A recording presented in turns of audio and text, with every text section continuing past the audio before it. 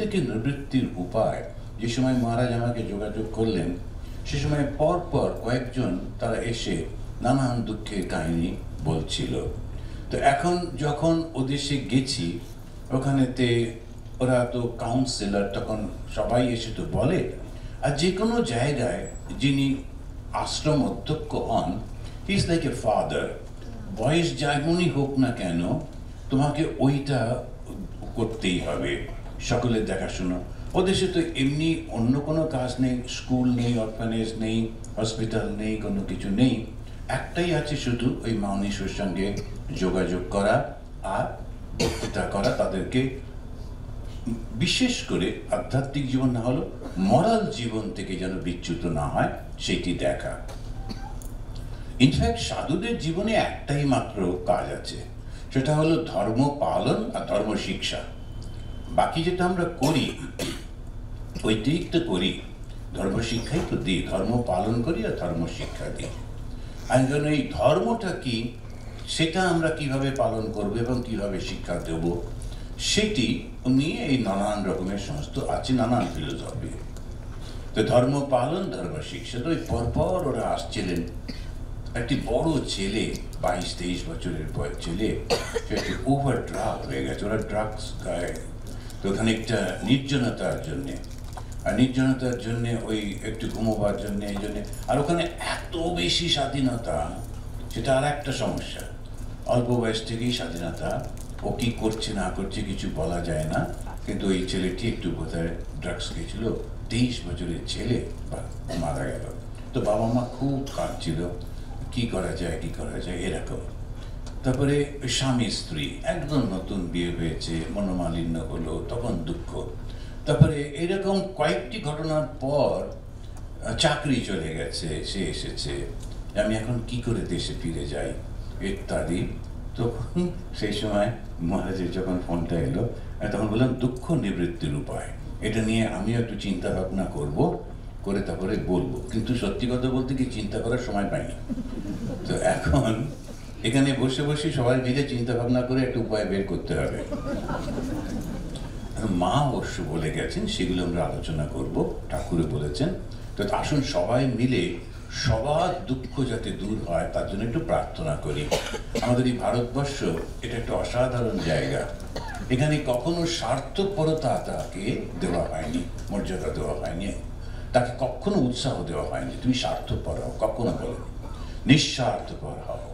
আর স্বামী বিবেকানন্দ সুন্দর করে ডেফিনেশন দিচ্ছেন, unselfishness is god.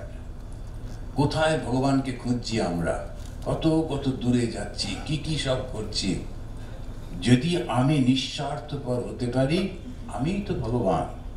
Unselfishness is god, নিঃস্বার্থপরতাই হচ্ছে ঈশ্বর। আর স্বামী শ্রীরামকৃষ্ণদেব বললেন, জন্মই হচ্ছে ঈশ্বরের লাভের জন্যে, মনুষ্য জীবনের উদ্দেশ্য ঈশ্বর লাভ। আর ঈশ্বর লাভ করলে কি হবে? শ্রী শ্রী মা ঠাকুরানী বললেন শান্তি। যদি শান্তি পেতে চাও, তো এই শান্তিটাই হচ্ছেন ঈশ্বর, আর ঈশ্বর হচ্ছেন আনন্দ স্বরূপ। আর ওই আনন্দটা যখন পাই, তখন সে আনন্দ সবার মধ্যে বিতরিত হয়ে যায়। এই কথাগুলি যদি আমরা ঠিক ঠিকভাবে জানি, তাহলে আমাদের অনেক সমস্যার সমাধান হয়ে যায়। তো এই জগৎটার আসুন আমরা সকলের জন্যে একটু প্রার্থনা করি। আমি একটু করে বলি, আপনারা একসঙ্গে বলুন। আপনাদের সবাইকে আমি দেখতে পাচ্ছি না অন্ধকারের জন্য, কিন্তু তাতে কিছু নয়, আমি বলছি আপনারা একটু রিপিট করুন। সর্বস্তরতু দুর্গানি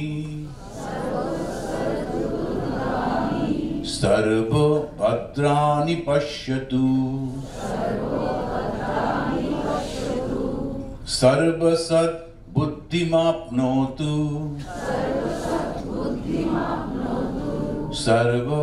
সর্বত্র নন্দতু। কিছু বললেন না, আমি খুশি হব বললেন না। সর্বস্তরতু দুর্গানি, সবার দুঃখটা যেন দূর হয়ে যায়। আর সবার মধ্যে তো আমি আছি, যেই সবার দুঃখ দূর হবে তার মানে তো আমারও দুঃখ দূর হয়ে গেল। এইটাই হচ্ছে আসল কারণ।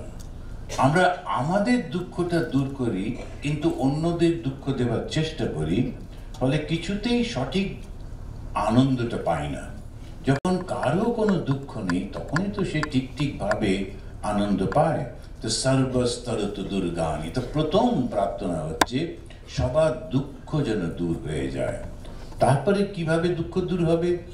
তখন বলে সবাই যেন সবার মধ্যে ভালো জিনিসটা দেখতে পায়। সর্বভদ্রাণি পশ্যতু, দেখুন কিরম ভাবে এখানেই আমরা সমাধান পাচ্ছি।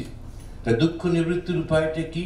সবার মধ্যে ওদের যে গুণগুলি আছে প্রতিটি মানুষের, ওই গুণগুলিকে দেখা। তখনই দেখবেন তখন আর দুঃখ লাগবে না, খারাপ লাগবে না, ভালোই লাগবে। আবার শ্রী মায়ের কথা মনে করুন। শ্রী মা বলছেন কারো দোষ দেখো না মা, কারো দোষ দেখো না। কেন? এই যে দোষটা যে দেখছি তার মানে আমার মধ্যেই দোষটা রয়েছে। তো তখনই তো দেখছি। অনেকদিন আগে একটা বই পড়েছিলাম, একটা বাচ্চা বাড়িতে রয়েছে, বড়রা সব কোথায় গেছে, চোর ঢুকেছে। তো চোরটা এদিক ওদিক দেখলে শুধু বাচ্চাটা ছাড়া কেউ নেই। তখন ও বলছে, এই তুমি কি করছো? ও বলছে আমি খেলছি। বড়রা কোথায়? ও বাইরে গেছে কোথাও। তখন বলছে আচ্ছা তোমার বাবা টাকা পয়সা কোথায় রাখে? বলে এসো দেখাচ্ছি। ও দেখিয়ে দিল। তারপরে এইটা ও চোরটা সমস্ত কালেক্ট করছে, টাকা পয়সা সোনা দানা। আবার চলে যাচ্ছে, তখন বললো কাকু তুমি এইটা নেবে না? বলে কি? ও টপ করে খাটের উপর লাফিয়ে উঠে তো বালিশটা সরিয়ে ওখান থেকে ওর বাবার ঘড়িটাও দিয়ে দিল। ওর ধারণাই নেই যে ও চোর, ওর মনের মধ্যে চোরের ধারণাই নেই, সেজন্য বুঝতেই পারলো না। তা আমাদের একটা প্রথমে ধারণা হয়, তবে তো আমরা ওরকম করি। তা এইটি যে যার মধ্যে কোনো রকম জগৎ সম্পর্কে ধারণা নেই, সে জগতের ওইগুলো বুঝতে পারে না, খারাপ ভালো সকলকেই ভালোবাসে। ওই ধারণাটাই হচ্ছে পবিত্রতা। ওই ধারণা ঠিক করতে হবে। সর্বভদ্রাণি পশ্যতু, যাতে আমরা সবার মধ্যে গুণটা দেখতে পাই। এই গুণটা যদি দেখতে পাই তখন বুঝতে পারবো। একবার কলকাতা থেকে দিল্লি যাচ্ছিলাম, প্লেনে বসেছিলাম, আমার পাশে একটা জাট ছেলে বসেছিল, খুব চেহারা সুন্দর। তো ও জোরে জোরে কথা বলছে, যারা তা আমি করছে আপ ক্যা সাধু এরকম করে জোরে জোরে জিজ্ঞেস করছে। হ্যাঁ তো होने का प्रयत्न कर रहा हूँ এরকম। খানিকক্ষণ পরেও বলছে अब इतना शांति से कैसे बात कर सकते हैं, हम लोग तो नहीं जानते। ও সবসময় জোরে জোরে কথা বলাটাই ওদের অভ্যাস হয়ে গেছে। আমি বললাম परंतु आप लोग तो क्षत्रिय है ना, तो योद्धा है, योद्धा को ऐसी होना चाहिए। वो खूब खुशी হয়ে গেল। বলো अभी कलकत्ता में কলকাতা এয়ারপোর্টে বসে বসে জোরে জোরে কথা বলছিল, দুজনে সে খুব ধমকে গেছে, একটু আস্তে আস্তে কথা বলতে পারো না? জাট ভাষাটা ঠিক হিন্দি নয় তো, একটু অন্যরকম। তো ওরা বুঝতে পারছে না, আর এত জোরে জোরে কথা বলা অভ্যেস। দুটো জাট একসঙ্গে হওয়া মানে একটা ঝগড়া টগড়া হচ্ছে।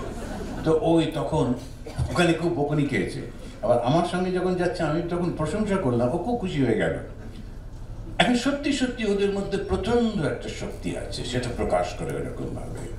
তো প্রত্যেকের মধ্যে শক্তি আছে, কিছু না কিছু গুণ তো আছেই আছে। তো সেইটি যদি আমরা দেখি, সর্ব সদ্বুদ্ধিমাপ্নতু, প্রত্যেকের মধ্যে যেন সদ্বুদ্ধিটা আসে। সদ্বুদ্ধিটা কি?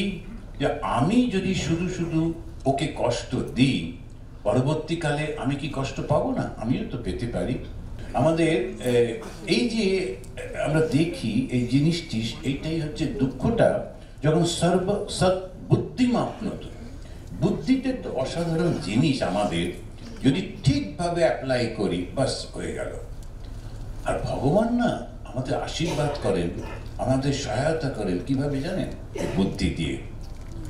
আমি যখন একটি লোককে আমি পছন্দ করছি না, ভগবান বলছেন শ্রীকৃষ্ণ ভগবদ গীতাতে, তখন কি বলছি? তখন ওর মধ্যে কাম ভাব বাড়িয়ে দিই, কামনা বেড়ে যায় তার, ও আরো অন্যান্য সব চিন্তা করতে থাকে। আর যাকে আমি পছন্দ করি তাকে কি করি? বুদ্ধি যোগম দদাম্যহম, তাকে আমি বুদ্ধিটা দিই। এমনি না কি এসে সবকিছু হাতে ধরে করে দিই, ভগবান সে কিছু করবেন না, কিন্তু বুদ্ধি যোগম দদাম্যহম, বুদ্ধিটা উনি ঠিক ঠিকভাবে দিয়ে দেন। আর এই বুদ্ধিটা এমন জিনিস, যখনই আমরা সেই বুদ্ধিটা অ্যাপ্লাই করি খুব সফল হয়ে যায়। কখন কোথায় কার সঙ্গে কিভাবে কথা বলতে হয়, ঠিক ঠিক সেইটা জিনিসটা এসে গেলে আর কোনো সমস্যা থাকে না। তো এই বুদ্ধি যোগম সর্বত্র নন্দতু, সবাই যেন সর্বত্র আনন্দে থাকে।